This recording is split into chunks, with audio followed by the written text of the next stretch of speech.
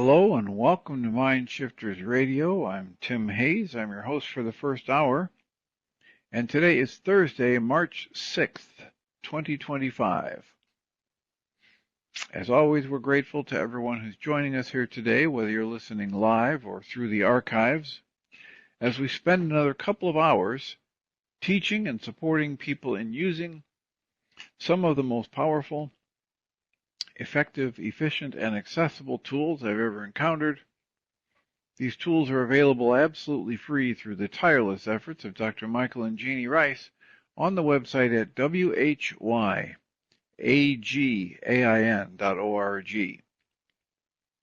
If you go to that website and click on the two words that say Start Here in the upper left-hand corner, it will take you to a page where you can download and read Chapter 24 of Dr. Michael Ryce's book. His book is titled, Why Is This Happening to Me Again?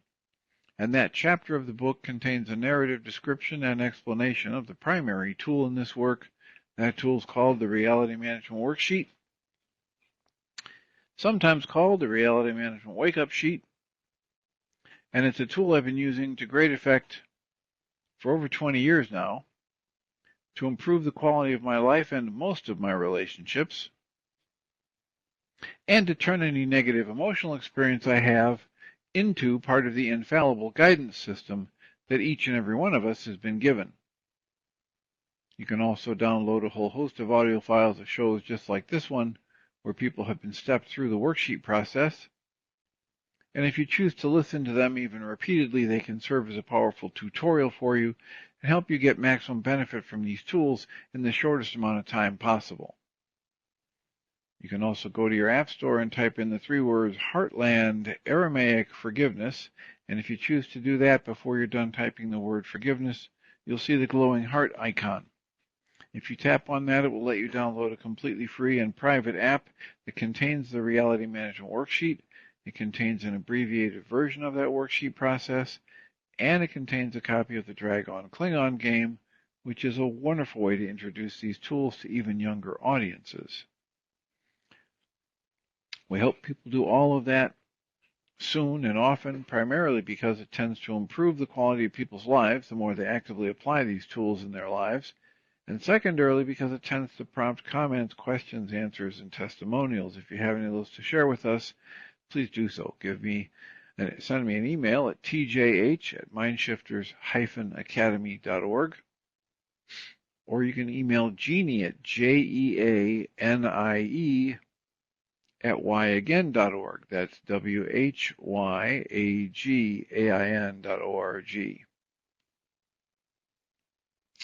And if we get a comment or a question or a testimonial from you, we'll address it on the internet show as time allows, then send you a notification about what day and time that occurred, so you can listen back to the archives for your feedback or input. We greatly appreciate when everybody does that. It just makes it so much easier for us to live into our intention with this work. The intention we have with this work is to be of service, and that's just so much easier to do when we know how these things are landing for you. If you're listening to us on the internet at live.needle.com/mindshiftersradio, we're glad you're here. Thank you for being here. And yet, listening through that technology does not allow you to type in a comment or talk to us directly voice to voice. If you'd like to do that, you would need to go to your App Store and download the Needle app, N-E-D-L, AI tuner for live radio. And once you do that, open the app, sign in, answer a few questions, and then you'll have the option to either type a comment through the app or tap the phone icon and actually have a voice-to-voice conversation with us. And we greatly appreciate whenever anybody chooses to do that or email us, because it just makes it so much easier for us to live into our intention with this work. And the intention is to be of service, and if you would allow us to figure out how, or to have insight into how we can best be of service, we would greatly appreciate it. We have plenty of time for questions and comments and discussion about the book we've been reading, the book by Alan Cohen titled Of Course in Miracles, When Love Becomes a Way of Life. And also today is a Thursday, so as happens on most Tuesdays and Thursdays, we will have a support group tonight. It's available for anybody, whether they listen to the show or not. It's available absolutely free. And all the information you would need to be able to join us through Zoom is available on the mindshiftersacademy.org website. And we would greatly appreciate it if you would join us or send that information to somebody you think might be interested so that they can take advantage of that opportunity.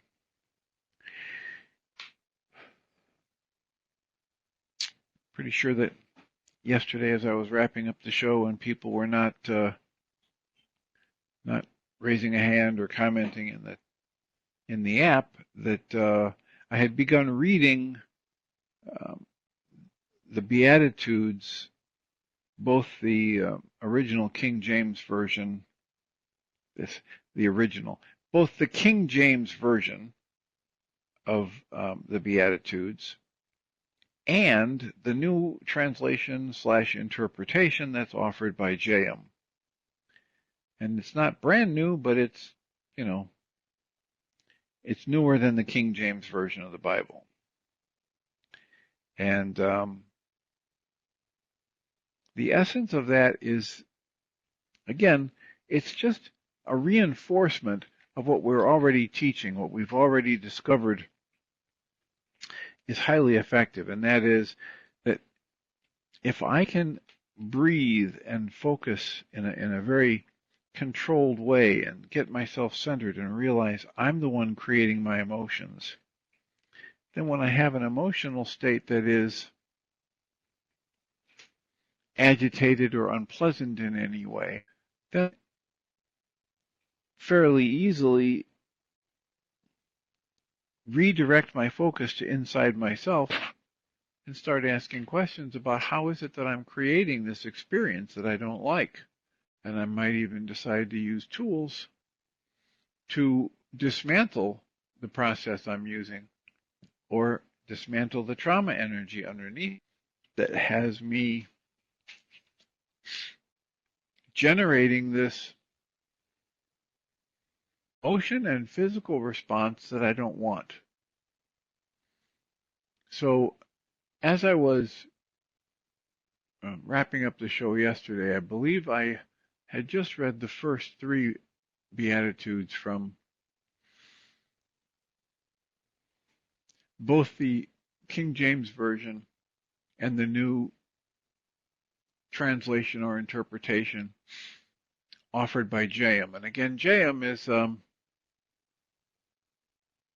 John Mark Hammer. He used to be known as John Mark Hammer. Now he's known as J.M., and he's the individual who channeled the Way of Mastery as an offering.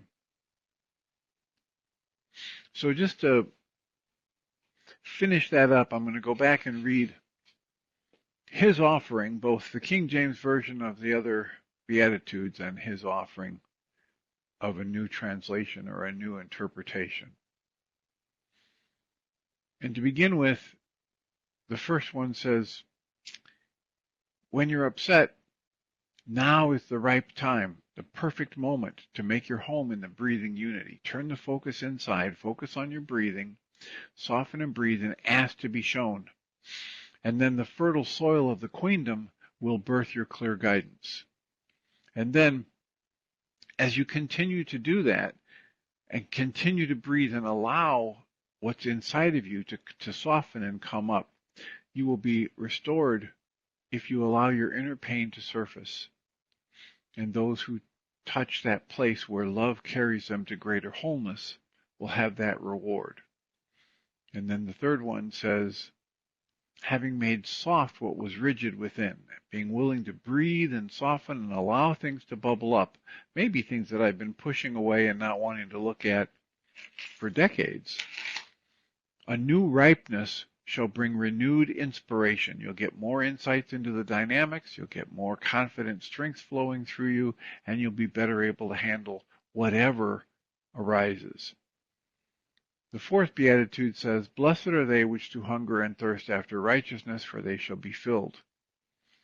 And then the new translation offered by J.M. says, "Resting in their deeper longing, they shall feel the power of spirit move to carry them in the direction of their true fulfillment."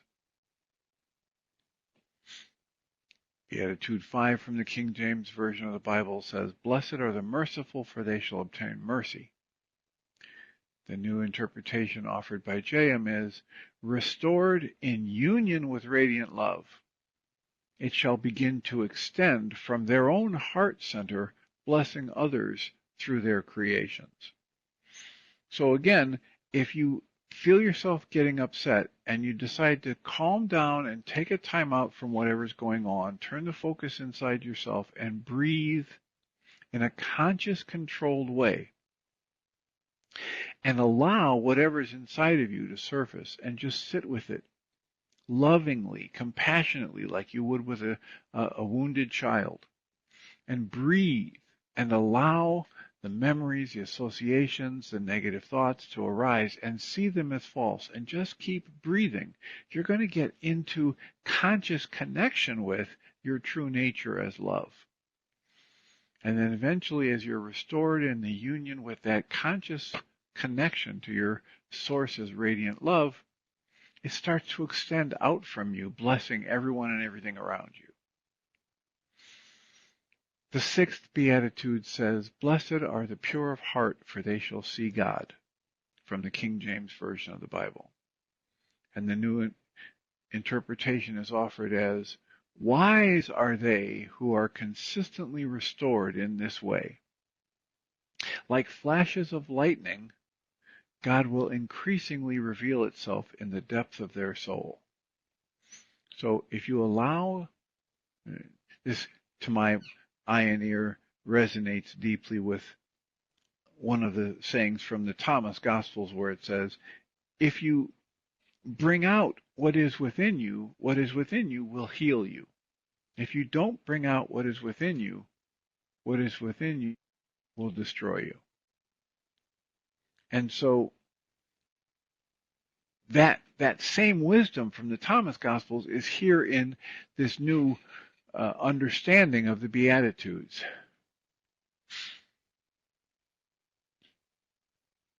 And so the seventh Beatitude from the King James Version says, "Blessed are the peacemakers, for they shall be called the children of God." And the new interpretation that's offered is, "Ripening in new wholeness, they shall become as channels for new creations, serving the same restoration in others." This ties into the quote from Yeshua where he said, "A little leavening leavens the whole loaf." He's not talking about baking, he's talking about the principle of critical mass in physics and chemistry. And for every person who chooses to remember their true nature as love, breathe into it, get connected to it before they think or speak or act, it ripples out and blesses millions of other people. And then James says, the last beatitude has been broken into three because it has three threads. So what he calls Beatitude 8 from the King James Version is listed as, "Blessed are they which are persecuted for righteousness' sake, for theirs is the kingdom of heaven." And James offers a new interpretation of that. Then comes the birthing power that forces you further from your old habits. It does that you may touch more deeply your true home in divine mystery.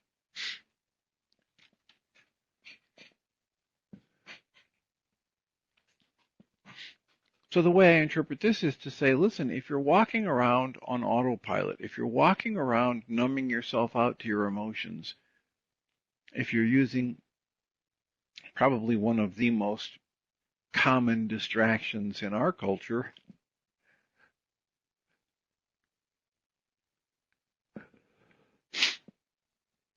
Trying to stifle a sneeze here. If you're using one of the most common distractions in our culture, which is busyness, or you're using one of the others, rage, anger, irritation,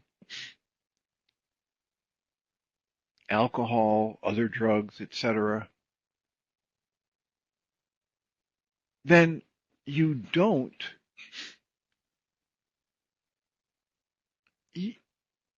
break the old habits. You just stay stuck, and you dig a deeper rut every day, every year you're alive. And yet, if you can stay with the breath, if you can let the negativity and the trauma energy within you surface and not turn away from it and not blame it on others, then a birthing power forces you to move even further from your old habits of distraction and drugging and evasion of emotional states and internal processes. And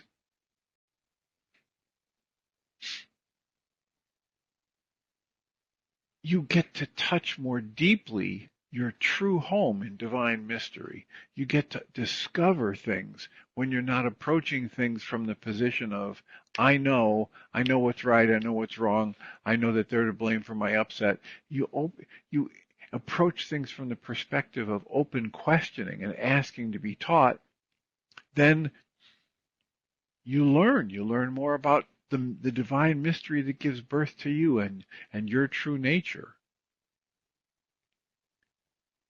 And then he says, here's the King James Version of what he calls Beatitude 9. The next segment of it is, blessed are ye when men shall revile you and persecute you and shall say all manner of evil against you falsely for my sake.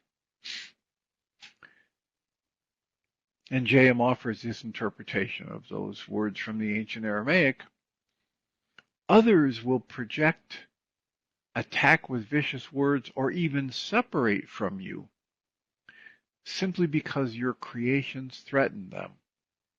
Just know that they seek to divert your unfolding spirit. And I'm adding here, why would they seek to do that? Because somehow or another they see it as a threat to them. That's all. All of us are just going for safety, comfort, security, safety. And when I feel it's threatened, I will try and attack anything that I think is.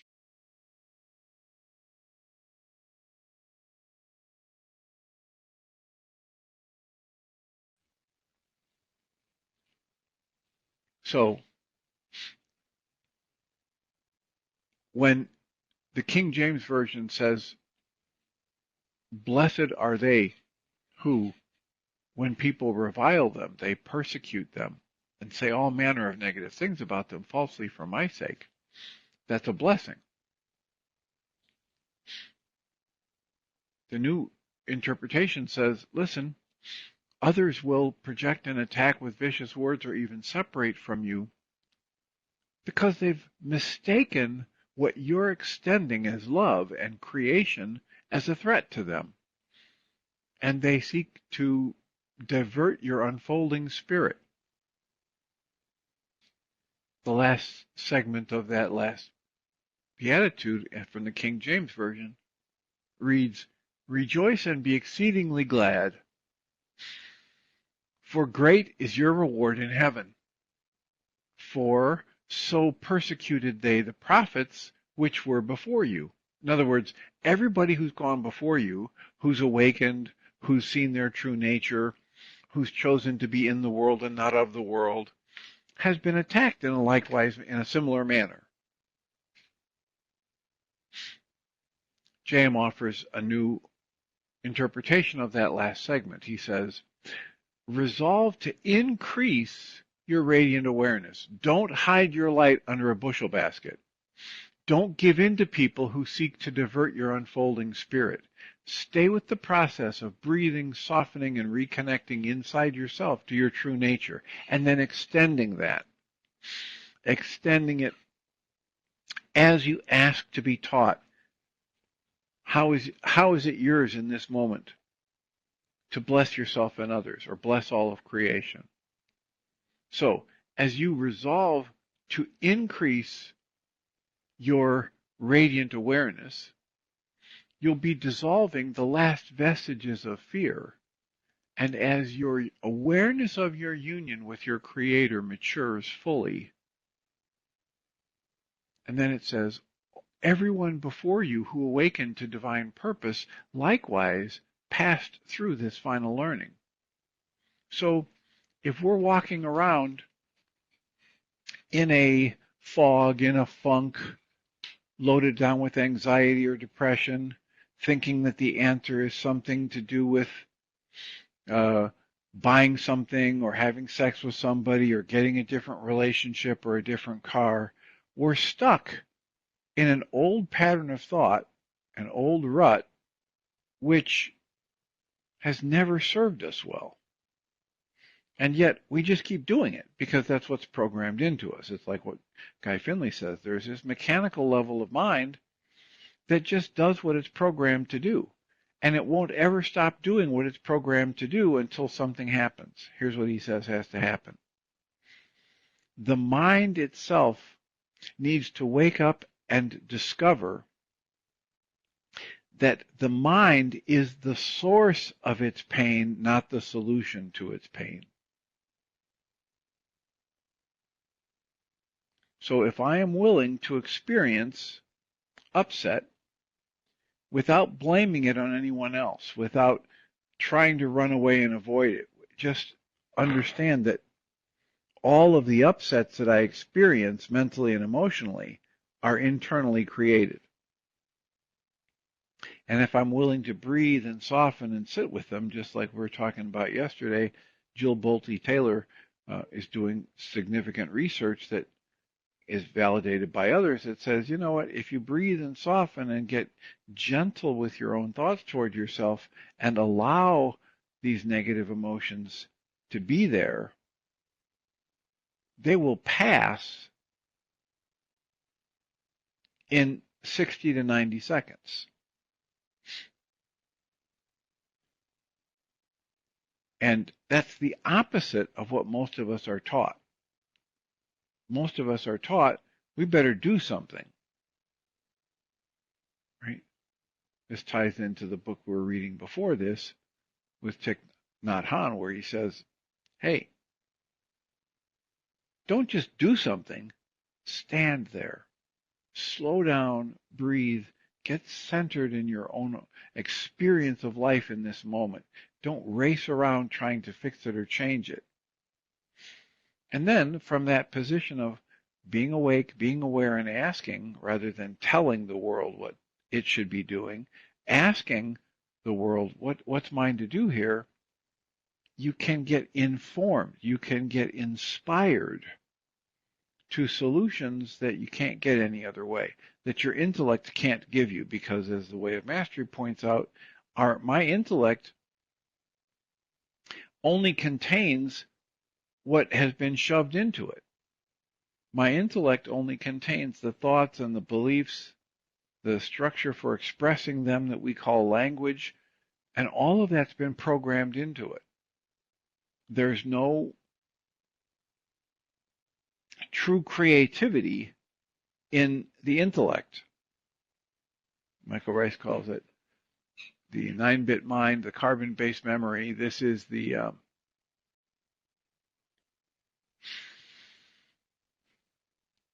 brain in your head, right? This is the carbon-based biological entities that we are as human beings.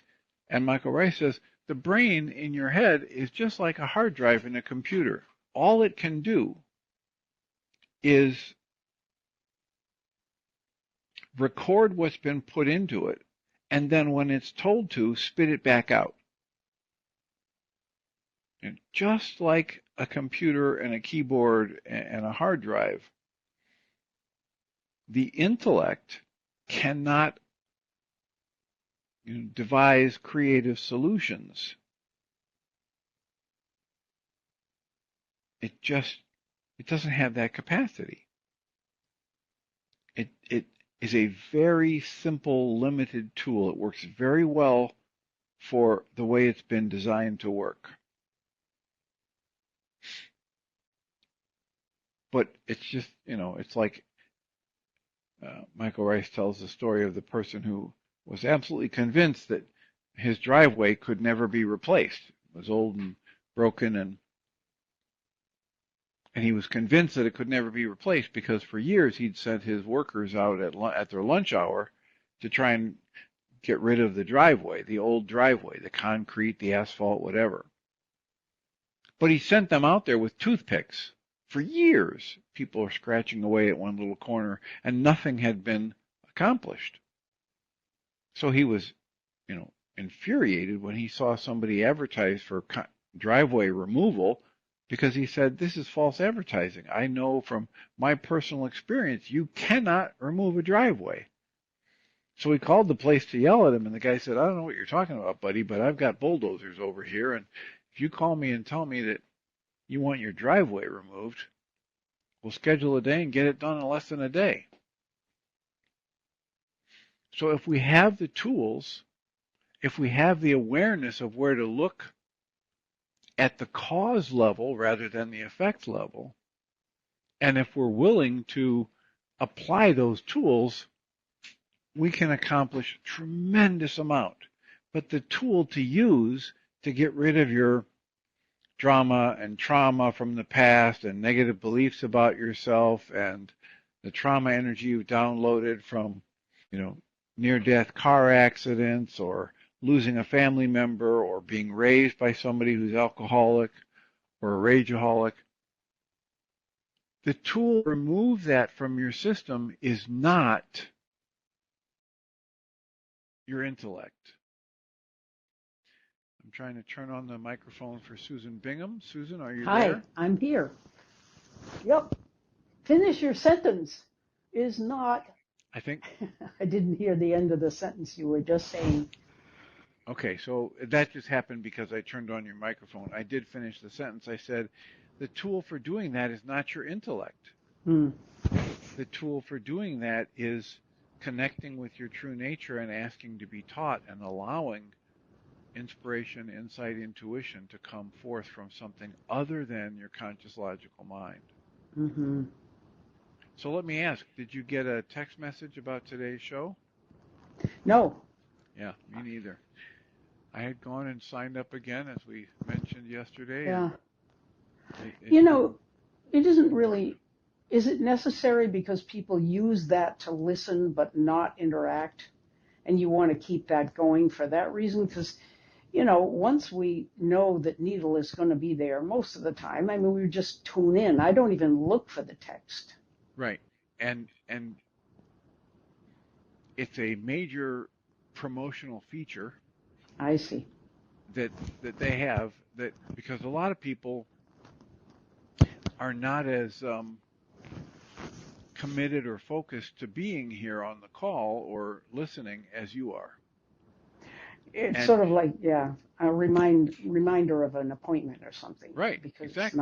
It's not on, and we don't have any way of knowing if it's connected, and yet on the days when I don't get a text message, we've got one or maybe two people show up on the app.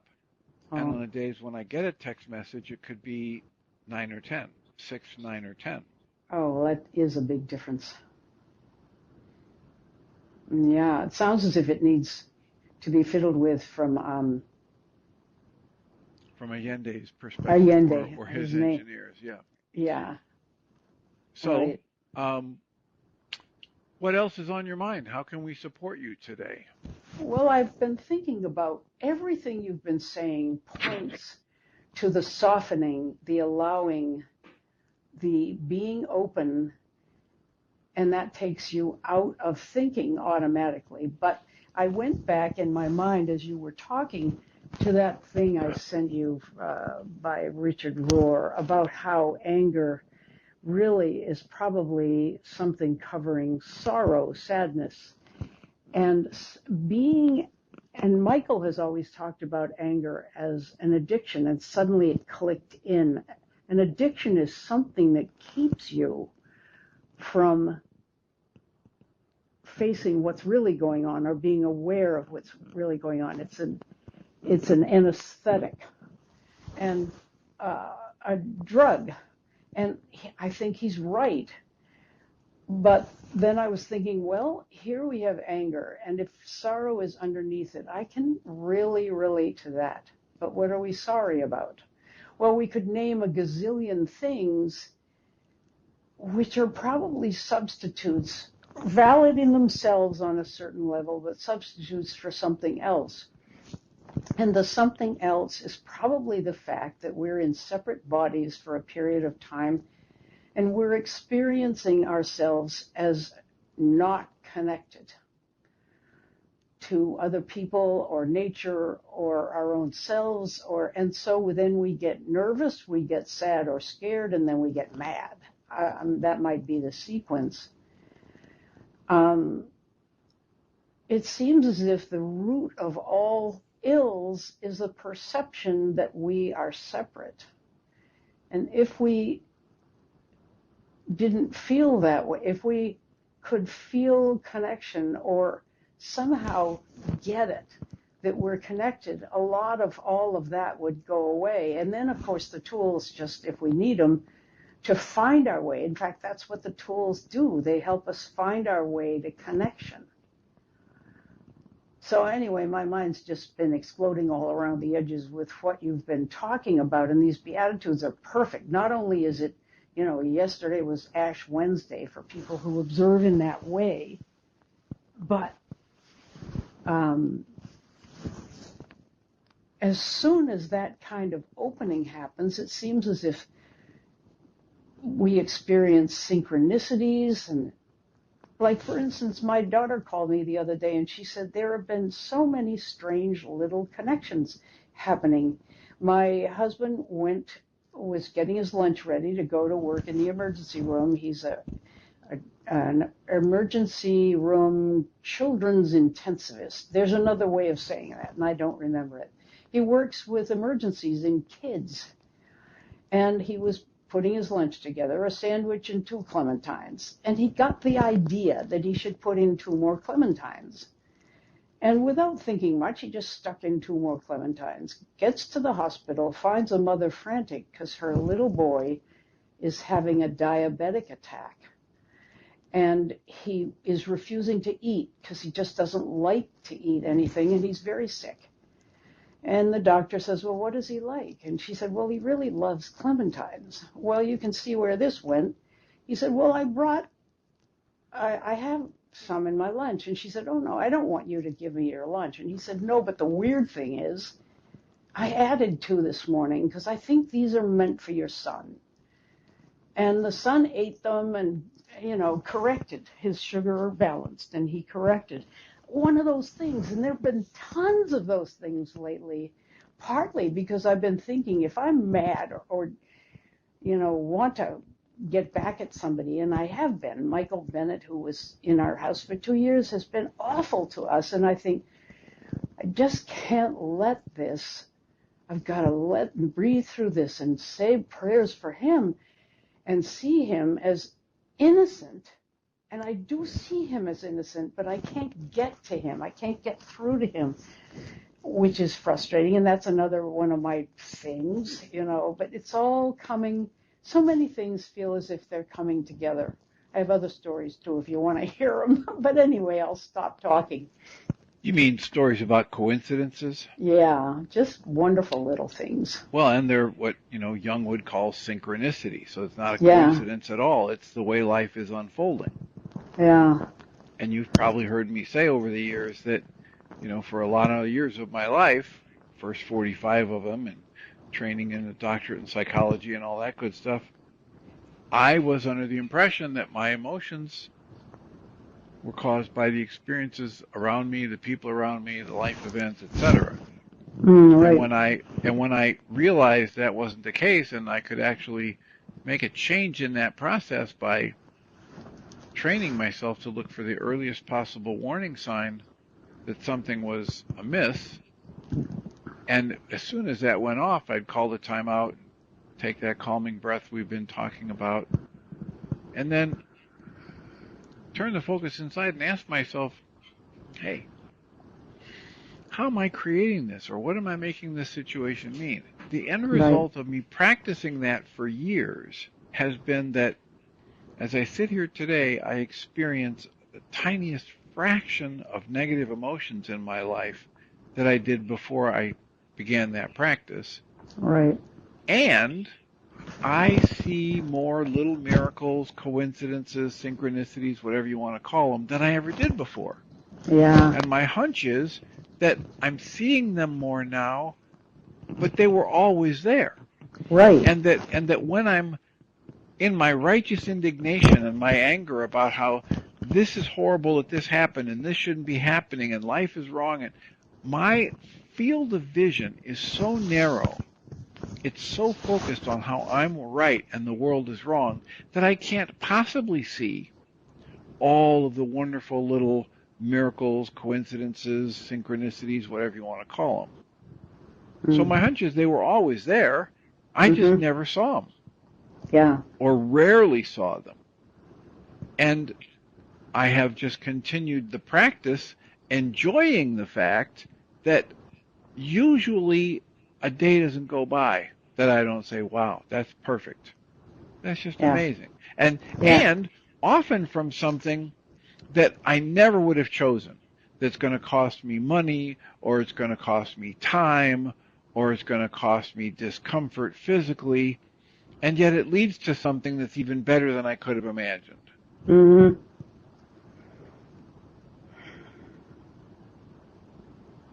Great. So I don't know, were these things always there, or did the miracles just start happening because I started to take responsibility for my emotional states? Good question. And then modify them, right? I don't think it's possible that the miracles could be happening just because I'm spending less time in upset. The flow of life doesn't wait for me to choose where I point my mind energy. The flow of life is just flowing. But if you're not in upset, if you are open, you probably, it's the law of attraction idea. You may draw things to yourself because your antennae are pointed. That might happen as well. However, I don't need to know, does that actually happen? Because the results I've gotten are so good that I don't plan to stop. Right. And also, if you think it's something you're doing, you might get puffed up and ruin the whole thing. Well, that's the other thing, is that if I want to take responsibility for things that I don't have any control over, I set myself up for failure and frustration. Right. Right. Hi, Tim. I'm going to my dermatology appointment. Okay. You want a little cat in there? Sure. One little cat around. We have a little distraction here, but I'll be right with you. Come on, Leo. No? Leia. You can leave the door open. So, Susan, are you there? Just leave it open. Yep.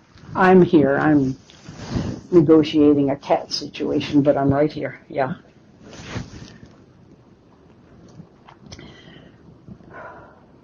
Well, the idea is I don't have to have any control over things outside my own focus of my conscious awareness in order to improve my experience of life. Right.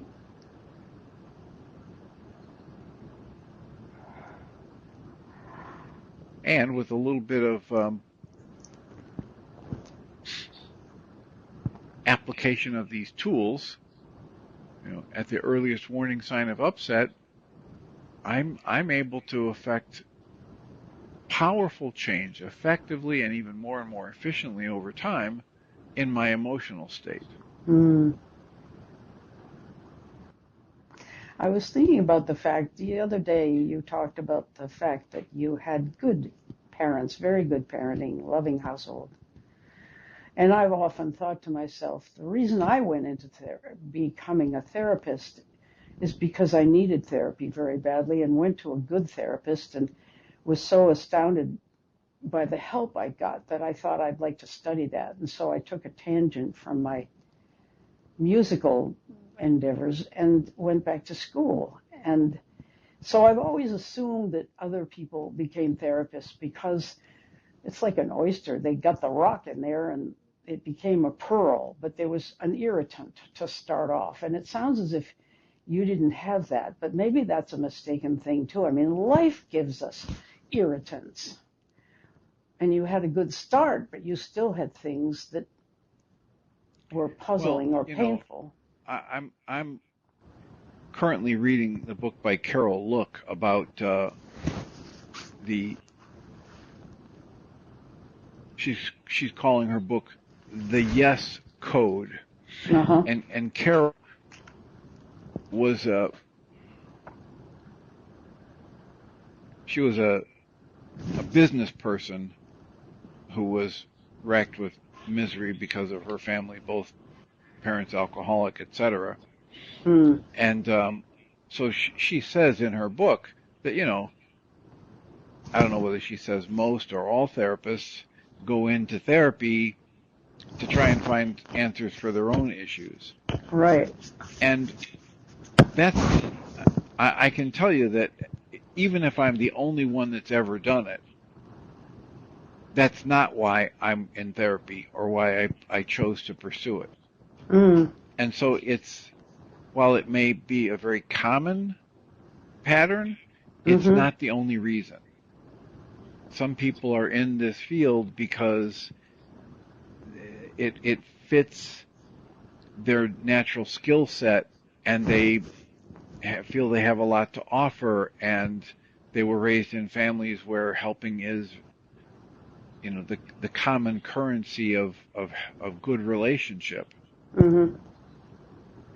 So just so you know, it's not a universal thing that you'll never find a therapist. It's like you'll never find a comedian that didn't have a tragic life. That's not true either, right? Yeah. Some people are they're very bright, and they were raised with that, propensity, and they were raised in a good family, and they share what they find useful. And in a lot of cases, laughter is very useful for improving life quality.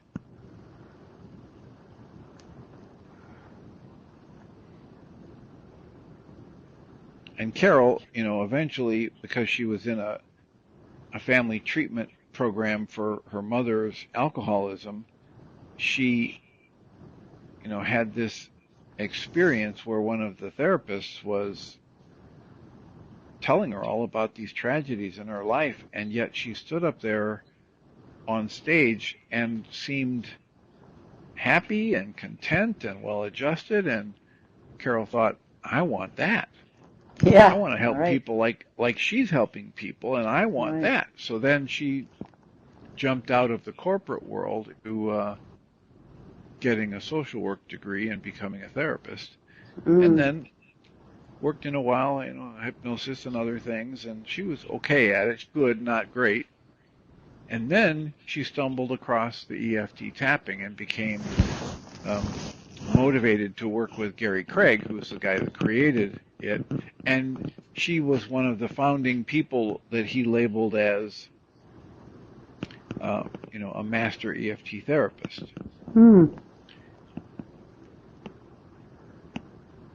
And so, there's a data point that says, this theory about how therapists who are wounded are in therapy because they're trying to fix their own wounds. But that's not the only way it works. Well, that makes sense. Why should it always be the same? Yeah, because some people go to get a medical degree because they want the life with 3 or 4 houses and cars and vacation homes, and that's their primary focus for it. They've got the intellect, and they say, why not? I'm smart enough to do that, and I love money, so I'm going to go do that. Other people go into it because they just want to help. From their earliest memories, they just remember getting an emotional buzz, a positive feeling from the thought that they helped somebody. And I'm sure there's, mixtures of those factors as well. Right. It's not cut and dried. It's not a simple thing. We as humans often have multiple motivations for whatever we're doing. No kidding, Dr. Tim. We had a wonderful service last night at our church where our minister was talking about doing the right thing for the wrong reasons. It comes from the scriptural readings for that holy day. But I was thinking, I don't think I've ever done anything out of a pure emotion. There's always something else in it. If I think about it, sometimes on an impulse it might be different, but yeah, you can't really do much about that, I don't think. Well, awareness is the first thing you can do about it. Mm-hmm. You can't do anything about it if you're not aware of it. But if you become Right. aware of it, then there's all kinds of things you can do about it. Mm-hmm. Right? You can dismantle the underlying issues that may be prompting you. Yeah. You can use the tools to dismantle your negative emotional states and actually change your perception of life. Mm. And you might use the tools to dismantle the trauma energies or the negative emotional states or negative beliefs that are driving you to have these conflicting motivations for what you're doing. That's true. And then, we have this biblical passage that says, when your eye is single, or your mind is single, your body should be filled with light. In other words, stay focused, get clear, don't deviate, and you get better results. Have your energy scattered a little here, a little there, and you don't get anywhere near the positive results that you can get if you stay focused.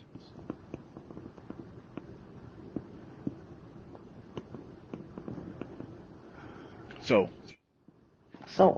you said you had other stories? Yeah, you want one? Sure. It's an adorable one. Hoffman's, who's living in our house, he's 19. I told you about this before. He went into the Navy with great enthusiasm and excitement about serving this country and wearing the uniform. And they had to discharge him not more than a month or two after he got in. Hard as he tried, he was just not well enough PTSD-wise to be able to do what they wanted him to do. And they could see that it wasn't in his willpower. And they gave him an honorable discharge and said, we'll give you 6 months or something like that of counseling. We'll provide that for you to look into what's happening. He had had a lot of trauma in Iraq before he moved here. And he has always felt badly about that. And he's gotten a job, a good job, and he's going to school. So he's working a night job and a day job. This kid is amazing. And he's also, if he sees me carrying something heavy, he'll say, oh, let me carry that. Or if I've done a load of wash, he'll hang it up for me without even being asked. He's an amazing person. Well, the other day, his mother came into the kitchen. She said, we've just gotten notice from the Navy that since he was in the military, and no matter that he's been discharged honorably, he can get citizenship in this country in 2 weeks if we drive to Philadelphia and get him lined up. So they drove there, and he was extremely nervous. It was almost like going back into the Navy. They got there, and he was doing deep breathing and trying to be calm. And turns out that the man who was to interview him was a Navy officer, a retired Navy officer, who heard his story. I can hardly tell this story without crying myself.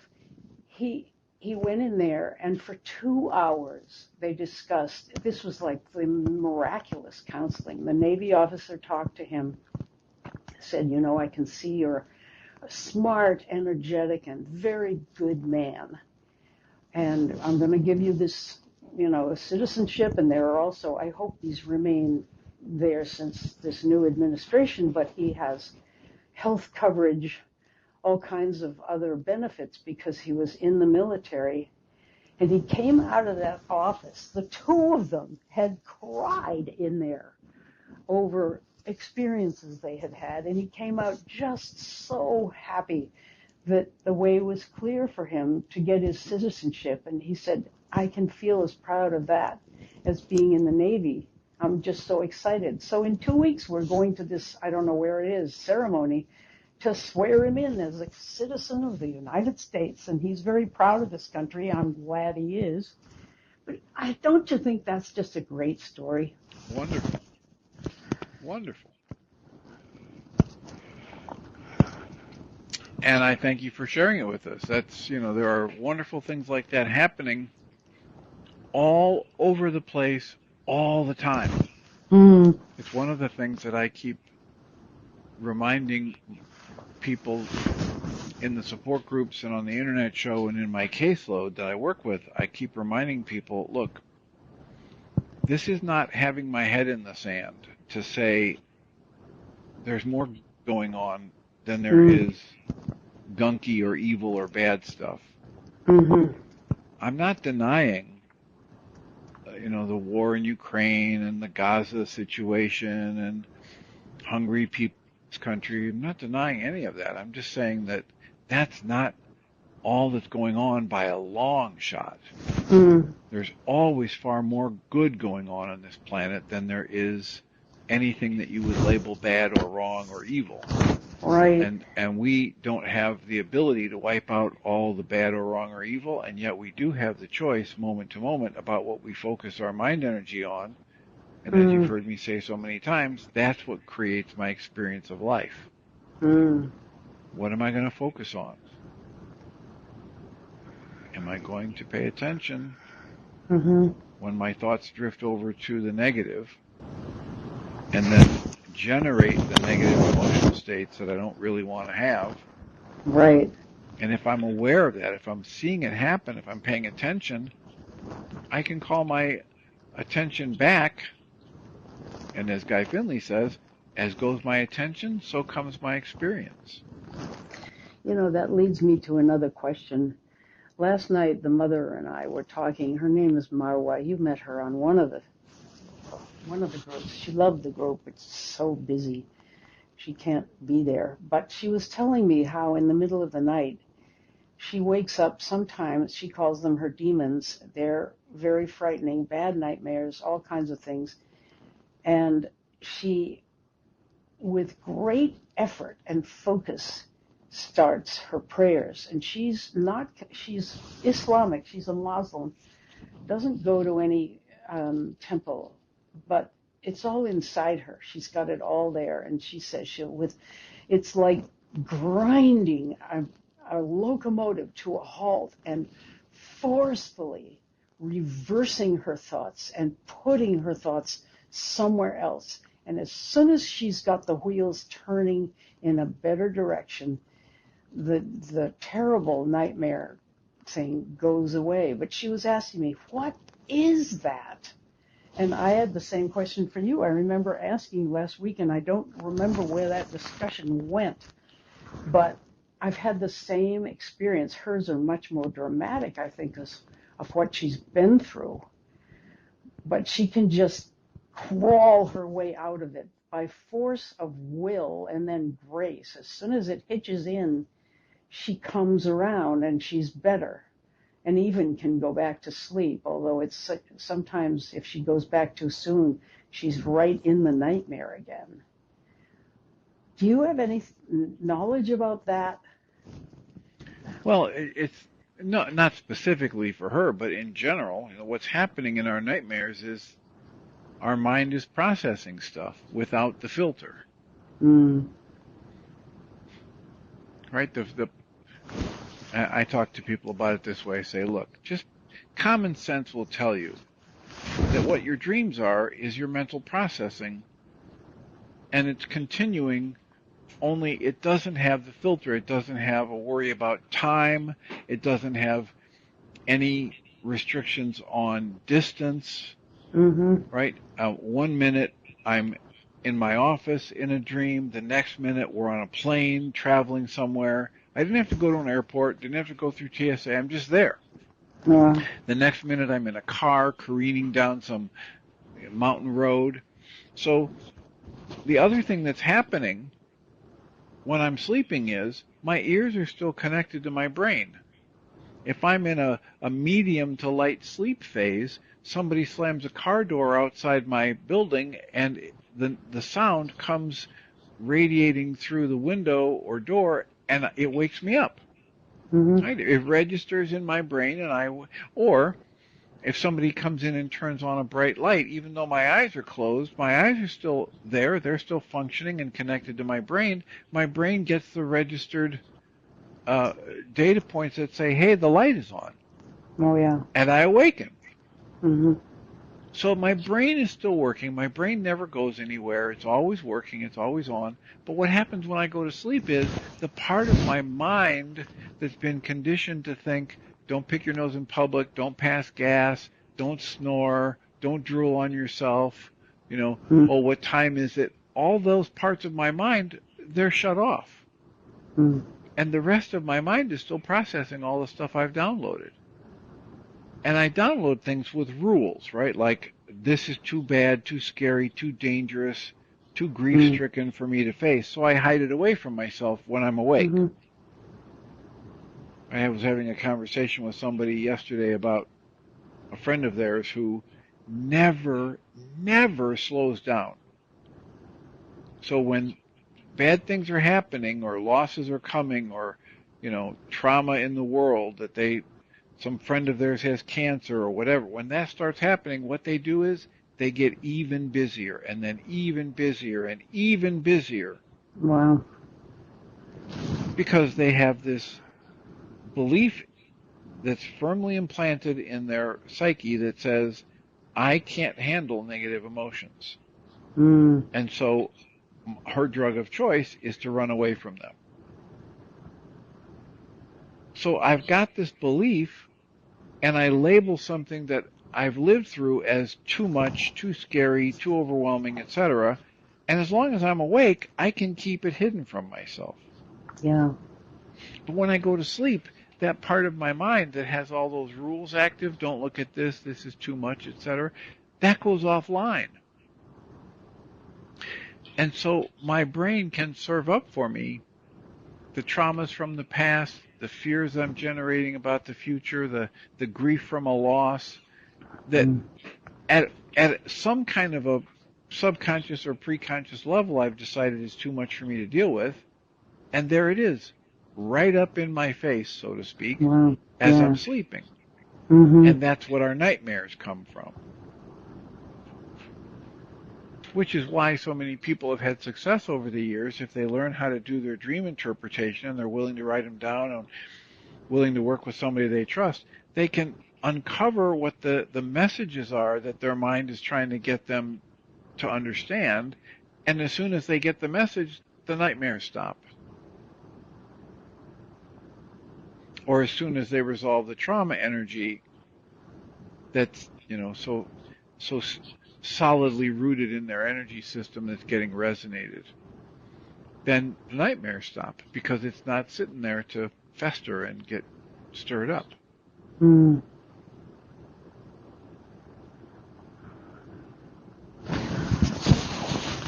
So I hope that's useful at some level. I know it's not a specific solution for your friend, but the worksheet process, the tapping and breathing, the canceling the goals before going to bed, the doing the worksheets on goals that I might think of as I imagine what might have been going on in the dream, all of those things can be very useful.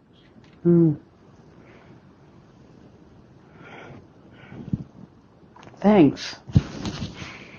You're welcome and deserving. I realize we're at the end of our hour, so I will turn off your microphone and remind us all that we have a support group tonight. And if you want to join us or pass that information along to somebody else who might benefit, it's absolutely free from 6:30 to 9 p.m. Central Time. Go to the mindshiftersacademy.org website, and you'll find the information to join us for free on Zoom. And again, Michael and Jeanie should be publishing something on Podbean starting in this next hour. It's a best of from their digital files and something that you would normally have to pay for on their DVD in order to get access to it. And it's available free. And I'll remind us all that we come from love. We're made of the stuff we call love. We actually are love, and everything else is false. Blessings.